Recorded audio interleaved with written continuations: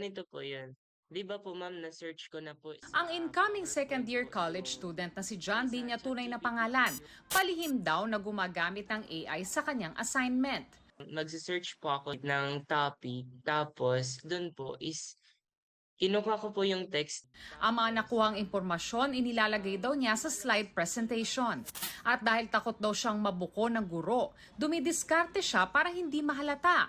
inahaluan ko po ng konting ano ko po, sariling opinyon ko po. Naghahanap kayo ng tagagawa ng lesson Ang plan. senior high school teacher na si Daisy Marasigan nag-post sa kanyang social media account ng tutorial ng paggawa ng lesson plan gamit ang AI. I think it's high time, especially in the 21st century, na kinakailangan na nating i-embrace yung AI. But of course, there is caution. Para makasabay sa AI, sabi ng DepEd. Soon, babaguhin na rin natin yung ating curriculum para matuto gumamit ng AI. Bata, matutong gumamit ng AI yung mga guro natin. Yan ang pagbabago na in-anticipate po natin sa darating na mga taon.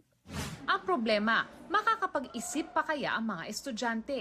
Sa pag-aaral kamakailan ng Massachusetts Institute of Technology o MIT, lumabas na ang paggamit ng AI para magsulat ng essay ay maaaring magdulot ng cognitive debt o yung kawalan ng effort na mag-isip para makasagot at posibleng pagbaba ng kakayahang matuto. Hindi pa definitive ang resulta at hindi pa napi-peer review. Pero ayon sa isang local academic head na naniniwalang binago na ng AI ang edukasyon sa bansa, Karaniwan, ginagamit ito bilang gabay, pero hindi bilang sagot sa kabuuan. Kasi kailangan pa rin natin ng critical thinking, kailangan pa rin natin na mag-aral.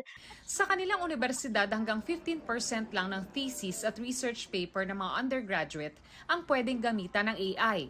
May AI tools daw sila para ma-detect kung merong sumobra.